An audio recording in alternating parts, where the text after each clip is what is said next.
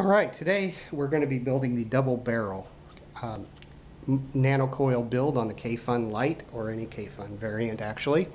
The things we're going to need to do this are some scissors, some tweezers, wire cutters, a toothpick or rod for poking and manipulation, a screwdriver, 32 gauge A1 Kanthal, some wicking material. I'm using sugar and cream worsted cotton yarn here because it's very easy to do with this build.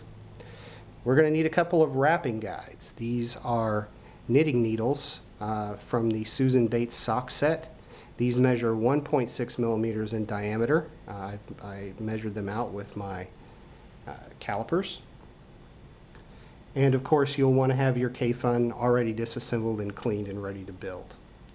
So the first thing we're going to do is we are going to wrap our coils. We're going to need 2 of them, and we're going to do 10 wraps of the 32 gauge. I've already annealed my wire. Some people like to do it, some people don't. I find that it works more easily if you pre-anneal your wire, even though we're going to be dry burning it later. So we're going to make 2 coils with 10 wraps each. 1, 2, 3, 4, 5, 6, 7, 8, 9, 10. Now don't worry about getting these perfectly flush along each other, because once you finish wrapping you can push them together, and we're going to be arranging the coils once we get them in the atomizer. So we just push them together, and there's coil number 1. I'm going to cut this off, leaving myself some room to work on the end, and set it aside while I do the second one.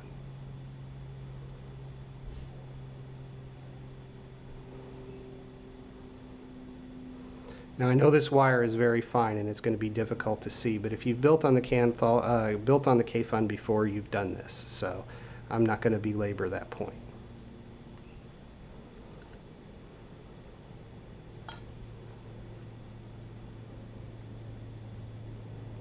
And of course the fumbles happen as soon as you get on camera.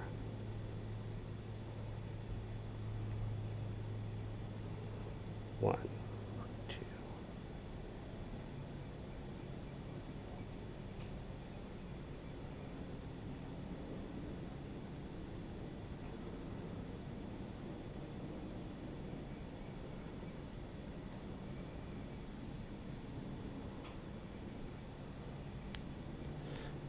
Now, as with any Kayfun coil build, you're going to want to make sure that you've got both of your leads going in opposite directions when they come off of the wrapping guide. This will make it sit much better on the deck.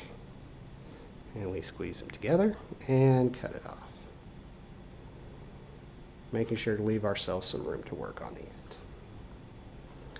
Okay, now that we've got our coils made, we want to set them next to each other in the double barrel configuration as we get ready to put them in the deck. Now the best thing to do is to make sure that the wires are exiting off the bottom of the wrapping guides on both of them, and then just set them side by side, making sure that the wires are both underneath both wrapping guides. So you'll have 4 wires all coming off the bottom. And we'll set the coils as close to side by side as we can get. Once again, don't worry about how monolithic they are right now, because we will fix that later. And once you have them coming and sitting side by side, what we'll want to do is we'll just twist these together a little bit. And I do that by pinching the coils and then twisting the tag ends. This will make it easier to wrap them around the posts. You don't have to get insanely tight with them, just tight enough to where they stay together. Turn around, do the same thing. We're going to pinch the coils and start twisting the tag ends.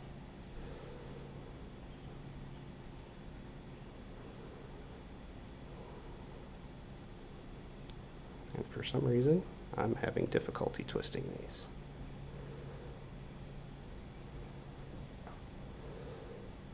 There we go. Now it's twisting.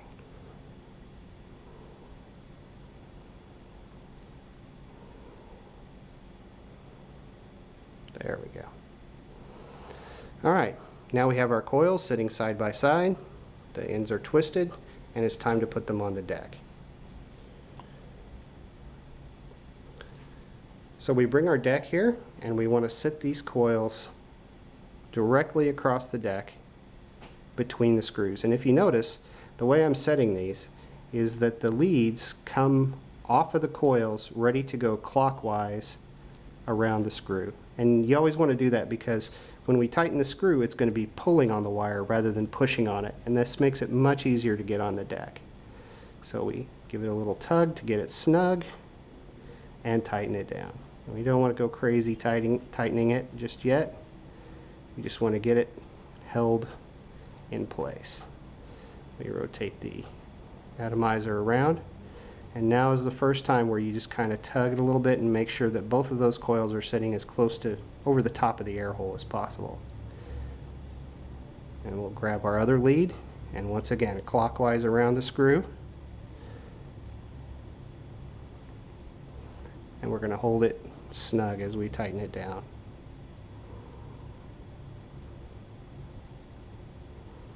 There we go. And I'm going to make sure that I got both leads trapped under the screw as I snug it down. There we go. Now we're going to get this extra wire out of our way, so we grab our wire cutters and cut off the tag ends.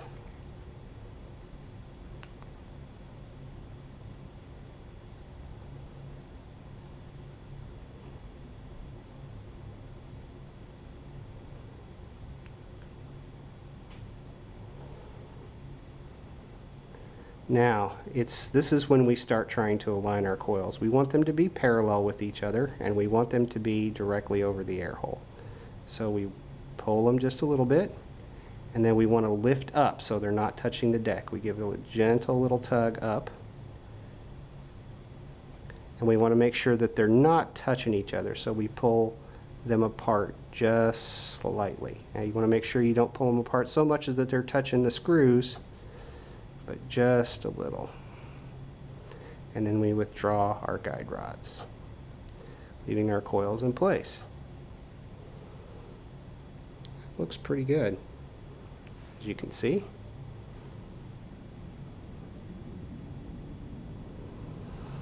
Okay, now the moment of truth comes. We're going to put it on our mod and see what she reads.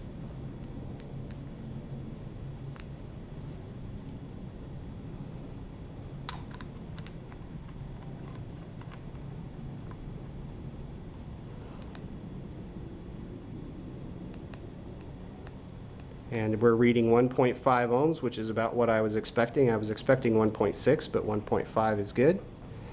And we'll want to heat them and see if we get a glow. And we do. See how they're heating from the inside out? We're already looking pretty good, but they're not sitting together. So we're going to heat them, do the old heat and squeeze trick. Now these are ceramic tweezers, and I could heat while squeezing, but I don't do that anyway. I'm paranoid about accidentally moving the coils into one of the screws and possibly shorting my mod. So I always heat them and then squeeze. Heat and then squeeze.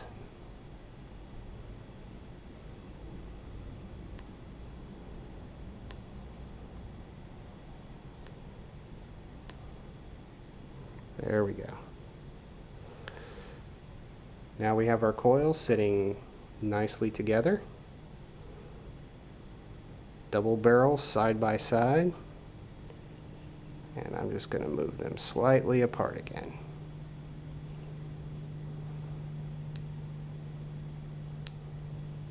There we go. That's beautiful. Now that we've got that done, we can proceed to wick up the coil. So I'm going to take it off while the coils cool down and put it back on my jig.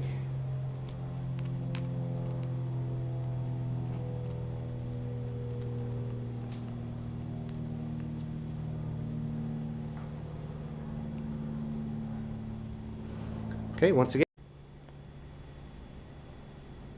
And I accidentally hit stop on my camera, so we're going to have to pick up from where we left off. So now it's twisted, we throw this back in. And once again, gently pull it through into the fluffy section.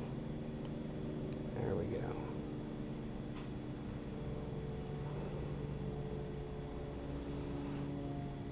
Now the wick arrangement on this is not difficult. What we're going to do is we're just going to cut the wicks off about 4 millimeters out, and what we want is we want just enough for them to come down and touch the deck. We're not going to do anything fancy with the cotton here. We're just going to cut them off about 4 millimeters out.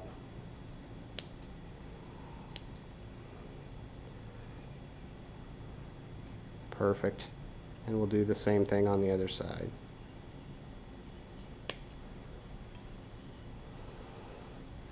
So there's what our build looks like. Now that the wicks are in. And we take our juice and we start wetting down the wicks.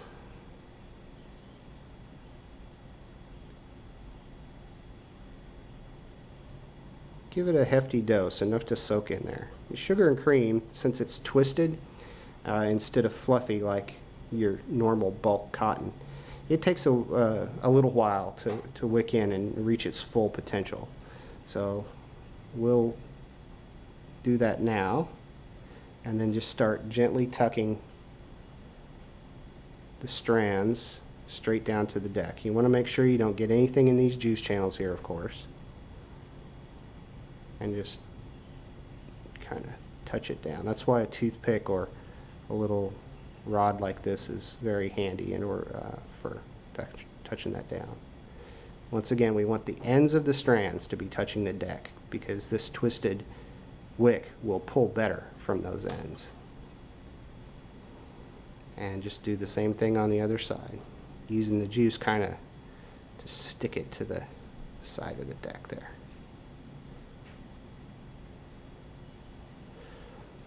There we go. And once we've got that, we can put our chamber on.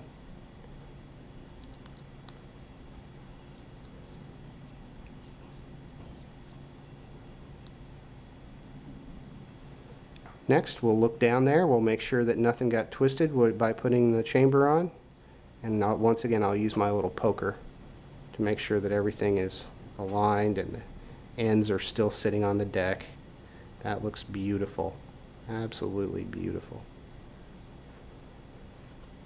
At this point, we can pull it off of our jig and actually test fire it.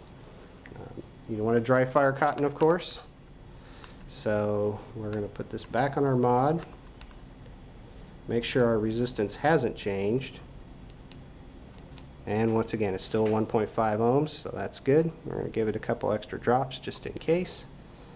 And test fire. And there you go. Look at that. Beautiful.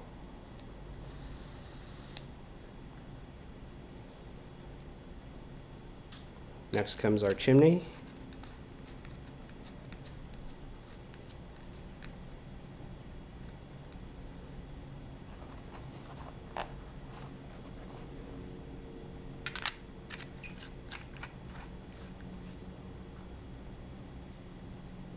And our top cap.